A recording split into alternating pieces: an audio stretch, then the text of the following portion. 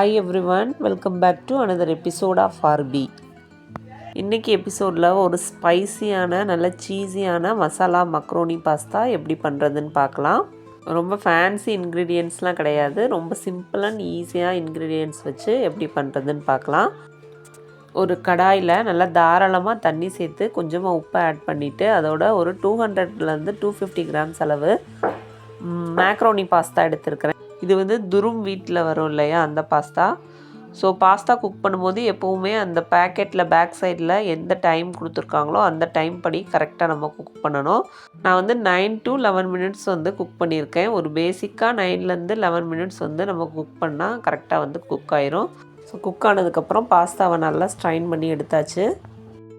நம்ம உப்பு மட்டும்தான் சேர்த்தோம், எண்ணெயோ எதுவுமே சேர்க்கலை. ஆனாலும் நல்லா ஒன்றோட ஒன்று ஒட்டாமல் இந்த மாதிரி உதிரி உதிரியாக நமக்கு வந்திருக்கு. ஸோ கரெக்டான டைம் வந்து ரொம்ப முக்கியம். அடுத்து ஒரு பேனில் வந்து ஆயில் நல்லா ஹீட் பண்ணிவிட்டு ஒரு வெங்காயம் எடுத்துருக்கிறேன். ஒரு வெங்காயத்தை நல்லா ஸ்லைசஸாக கட் பண்ணி சேர்த்துட்டு அது ஒரு பாதிக்கு மேலே வதங்குற வரையும் நல்லா குக் பண்ணிக்கலாம்.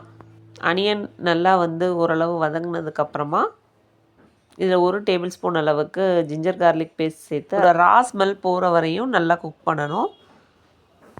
வெங்காயம் வந்து ப்ரௌனிஷ் ஆகணும்னு வந்து அவசியம் இல்லை, இந்த மாதிரி நல்லா ஒரு பாதிக்கு மேலே குக் ஆனால் போதும். ஸோ இதோட ஒரு நல்ல பெரிய சைஸ் தக்காளி, ஒரு நல்ல பழமான தக்காளியை வந்து ஆட் பண்ணி அதை கொஞ்சம் நேரம் மூடி வச்சு நல்லா மேஷ் ஆகிற வரையும் நல்லா வதக்கி எடுத்துக்கிடுவோம்.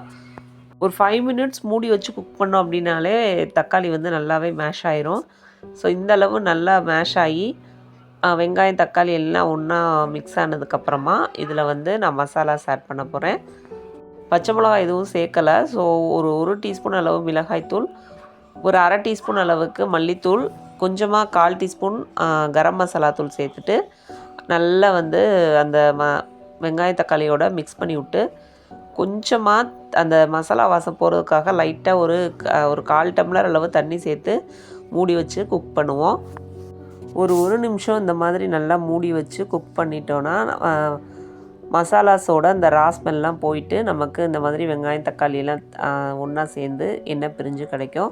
ஸோ இந்த ஸ்டேஜில் நம்ம வந்து மசாலாவுக்கு இன்னும் உப்பு சேர்க்கலை, மேக்ரோனிக்கு மட்டும் உப்பு சேர்த்துருக்கோம். ஸோ மசாலாவுக்கு தேவையான அளவு உப்பு சேர்த்து நல்லா மிக்ஸ் பண்ணிவிட்டு நல்லா கலந்து விட்டுட்டு நம்ம குக் பண்ணி வச்சுருக்க பாஸ்தாவை உள்ளே சேர்த்துடலாம். பாஸ்தா வந்து பார்க்கும்போது நமக்கு வேகாத மாதிரி அந்த மாதிரி தான் தெரியும். பட் நம்ம மசாலாஸ் இதெல்லாம் சேர்த்து குக் பண்ணும்போது கரெக்டாக நமக்கு ஃபைனலாக வரும்போது நல்லா வந்து கரெக்டான இதில் கிடச்சிரும். பாஸ்தா ஒருவேளை ஓவர் குக் ஆயிடுச்சு அப்படின்னா நல்லாவே ஒன்றோட ஒன்றா ஒட்டி குழஞ்ச மாதிரி ஆயிரும், அது நல்லாவே இருக்காது சாப்பிட்றதுக்கு.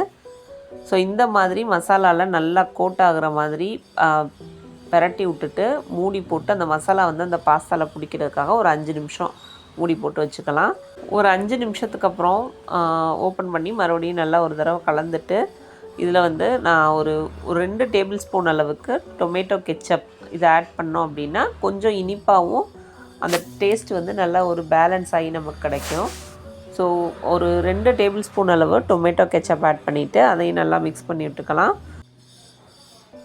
ஃபைனலாக ஒரு டேபிள் ஸ்பூன் அளவுக்கு பட்டர் சேர்த்துட்டு அது கூட தேவையான அளவு சீஸ் சேர்த்துக்கலாம். நான் வந்து மொசரல்லா சீஸ் தான் சேர்த்துருக்கிறேன். எந்த சீஸ் வேணுமோ எது வேணாலும் சேர்த்துக்கலாம். எந்த அளவுக்கு உங்களுக்கு சீஸ் தேவைப்படுமோ அந்த அளவு சீஸ் சேர்த்து லைட்டாக ஜஸ்ட் இந்த பக்கமும் அந்த பக்கமும் ஒரு மிக்ஸ் கொடுத்துட்டு ஸ்டவ் ஆஃப் பண்ணிடலாம். ஸோ அந்த ஹீட்லேயே நமக்கு பட்டர் அண்ட் சீஸ் வந்து மெல்ட் ஆகிரும். ஸோ இதுக்கு மேலே கார்னிஷிங்க்கு கொரியாண்டர் லீவ் சேர்க்கணும் அப்படின்னாலும் சேர்த்துக்கலாம். இது வந்து ப்ளைனாகவும் நல்ல ஸ்பைசி அண்ட் டேங்கியான ஒரு சூப்பரான மேக்ரோனி பாஸ்தா.